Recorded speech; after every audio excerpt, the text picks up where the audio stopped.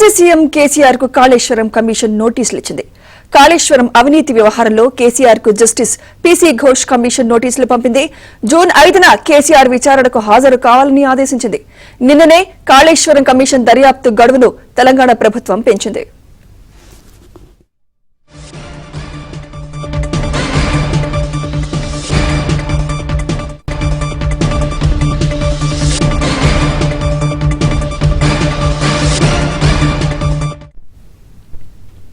Kaleshwaram project విషయంలో కీలకంగా వ్యవహరించిన కేసీఆర్ అప్పటి నీటిపారుదల శాఖ మంత్రిగా ఉన్న హరీష్ రావు, ఆర్థిక మంత్రిగా ఉన్న ఈటెల రాజేందర్ ను విచారణకు రావాలంటూ నోటీసులు ఇచ్చింది. 6వ తేదీన హరీష్ రావు, 9న ఈటెల రాజేందర్ విచారణకు రావాలని జస్టిస్ పీసీ ఘోష్ కమిషన్ స్పష్టం చేసింది.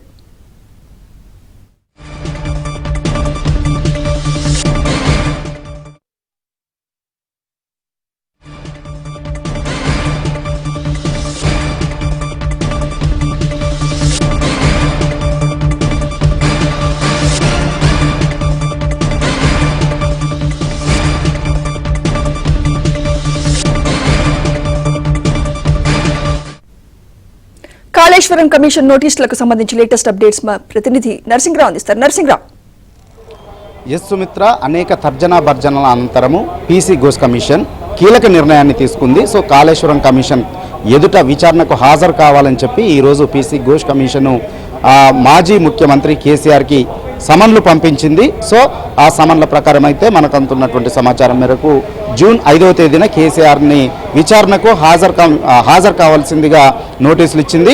ఇక కేసీఆర్తో పాటుగా ఆనాడు నీటిపారుదల శాఖ మంత్రిగా పనిచేసినటువంటి హరీష్ రావుకి జూన్ 6వ తేదీన విచారణకు హాజరు కావాలని, అంతేకాకుండా ఆనాడు ఫైనాన్స్ మినిస్టర్గా ఉన్నటువంటి ఈటెల రాజేందర్ని జూన్ 9వ తేదీన విచారణకి హాజరు కావాలని చెప్పి సమన్లు పంపించింది. సో దాంతో ఇప్పుడు రాజకీయాల్లో ఒక్కసారిగా తెలంగాణ రాష్ట్ర రాజకీయాలు హాటుగా మారిపోయాయి. నిజానికి ఈ విచారణకి మాజీ ముఖ్యమంత్రి కేసీఆర్ హాజరవుతారా లేదా, గతంలో ఈ విద్యుత్ కమిషన్కు సంబంధించినటువంటి విచారణ సందర్భంగా కోర్టుకు వెళ్ళినట్లుగానే ఈసారి కోర్టుకు వెళ్తారా లేదనంటే కమిషన్ ఎదుట హాజరవుతారా లేదా అనేటువంటిది మాత్రము ఇప్పుడు చర్చనీయాంశంగా మారింది.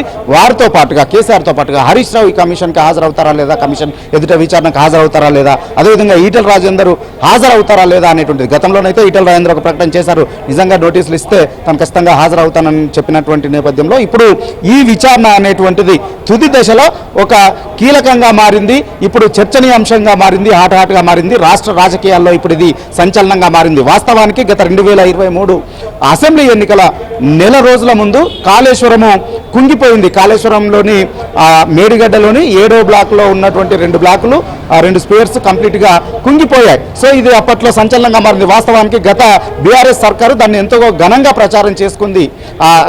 గత సర్కారు తాము 1,00,000 ఎకరాలకు నీరు అందించేటువంటి లక్ష్యంతో ఈ ప్రాజెక్టును ఎంతో ప్రతిష్టాత్మకంగా చేపట్టాము, నిర్మాణం పూర్తి చేశాము, పెద్ద ఎత్తున నీరు అందిస్తున్నాము, వరిధాన్యం ఉత్పత్తి కూడా పెరిగిందని చెప్పి ఆ ప్రాజెక్టును ఎంతో ప్రతిష్టాత్మకంగా ప్రచారాన్ని చేసుకుంది. కానీ అలాంటి ప్రాజెక్టు లక్షల కోట్లు ఖర్చు పెట్టి నిర్మించినటువంటి అలాంటి ప్రాజెక్టు ఎన్నికల ముంగట సరిగ్గా నెల రోజుల ముంగట కుంగిపోవడము, ఆనాడే దేశవ్యాప్తంగా కూడా ఇది సంచలనంగా మారింది. ఆ తర్వాత జరిగినటువంటి ఎన్నికల్లో బీఆర్ఎస్ పార్టీ ఓడిపోవడము, కాంగ్రెస్ పార్టీ అధికారంలోకి వచ్చిన తర్వాత ఈ ప్రాజెక్టు పైన విచారణకు ఆదేశించింది. అందులో భాగంగా విచారణ కమిషన్, జ్యుడిషియల్ కమిషన్ని ఏర్పాటు చేసింది.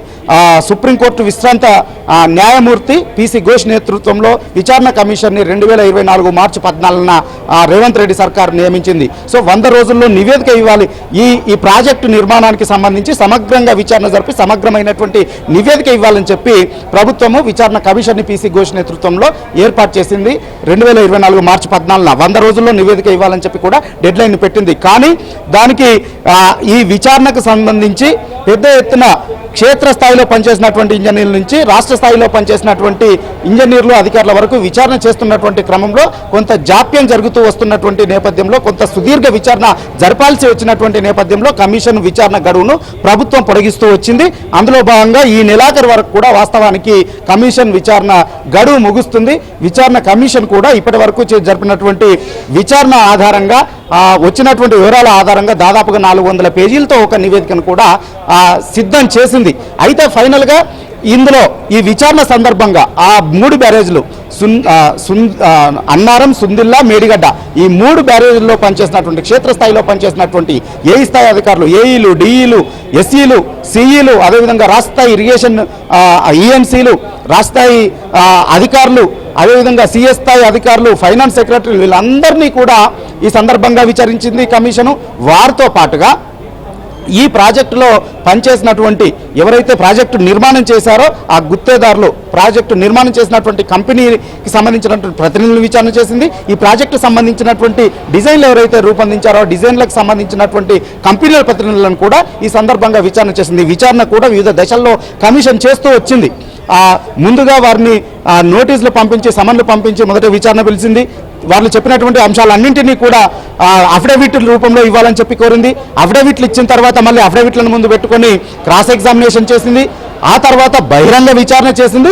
ఈ విధంగా దశల వారీగా సుదీర్ఘంగా దాదాపుగా 14 నెలల పాటు కమిషను విచారణ జరిపింది. సో ఈ 14 నెలల విచారణలో కూడా అధికారులు చేసినటువంటి విచారణ సందర్భంగా ఈ అందరి నుంచి కూడా అన్ని వేళ్ళు కూడా ఆనాడు ముఖ్యమంత్రిగా పనిచేసినటువంటి కేసీఆర్ వైపే చూశాయి. స్థలాల ఎంపిక, ఈ 3 బ్యారేజీల్ని ఎవరి సూచనల మేరకి అక్కడ నిర్మించారు, ఆ స్థలాల ఎంపిక అనేటువంటిది ఎవరు చేశారు, ఎవరి సూచనల మేరకు చేశారు అనేటువంటి దాని విషయంలో అందరూ కూడా ఆనాడు ముఖ్యమంత్రిగా పనిచేసినటువంటి కేసీఆర్ వైపే చెప్పారు. అంతేకాకుండా చెప్పినట్లుగా తెలుస్తూ ఉంది. సో ఆ మేరకు నిర్ధారణకు వచ్చింది కమిషన్.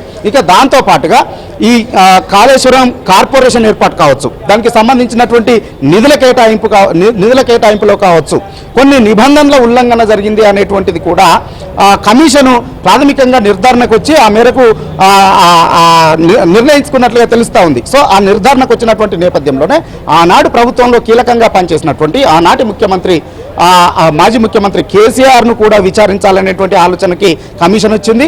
అదేవిధంగా ఆనాడు ఇరిగేషన్ మంత్రిగా పనిచేసినటువంటి హరీష్ రావును కూడా విచారణకు పిలవాలని చెప్పి నిర్ణయించుకుంది. ఆనాడు ఫైనాన్స్ మినిస్టర్గా ఉన్నటువంటి ఈటెల రాజేందర్ని కూడా విచారణకు పిలిచి వివరాలు సేకరించాలనేటువంటి ఒక నిర్ణయానికి వచ్చింది. వాస్తవానికి మొదటగా పిలవాలనుకుంది కమిషను. ఆ తర్వాత పిలిస్తే మళ్ళీ వాళ్ళు కోర్టుకు వెళ్తే ఏమైనా అడ్డంకులు ఏర్పడతాయా, ఈ విచారణకు ఏమైనా ఆటంకాలు ఏర్పడతాయా, నివేదిక సమర్పించడానికి ఏమైనా జాప్యం జరుగుతుందా అనేటువంటి ఆలోచనతో వారిని పిలవకుండానే ఇప్పటివరకు జరిపినటువంటి విచారణ ఆధారంగా అధికారులు ఇచ్చినటువంటి వివరాల ఆధారంగానే నివేదిక ఇవ్వాలని చెప్పి ఆలోచనకు వచ్చింది. కానీ ఆ తర్వాత మళ్ళీ నిర్ణయాన్ని మార్చుకొని సో ఖచ్చితంగా వారికి విచారణకు పిలవాలనేటువంటి ఆలోచనకు వచ్చింది. సో ఈ నేపథ్యంలోనే నిన్ననే ఈ నెలాఖరుతో ముగుస్తున్నటువంటి నేపథ్యంలో విచారణ కమిషన్ గడువు ఈ నెలాఖరుతో ముగుస్తున్నటువంటి నేపథ్యంలో ప్రభుత్వము మరొక 2 నెలల పాటుగా గడువును పొడిగించింది, కమిషన్ గడువును. సో దాంతో ఇక కేసీఆర్కి అదేవిధంగా హరీష్ రావుకి, ఈటలకి ఇవ్వాలని నిర్ణయం తీసుకొని విచారణకి హాజరు కావాల్సిందిగా ఈరోజు సమన్లు పంపించారు. సో ఈ నేపథ్యంలో వీరు ఈ విచారణకు హాజరవుతారా లేదా న్యాయస్థానాలను ఆశ్రయిస్తారా అనేటువంటిది ఇప్పుడు ఉత్కంఠగా మారింది. రైట్.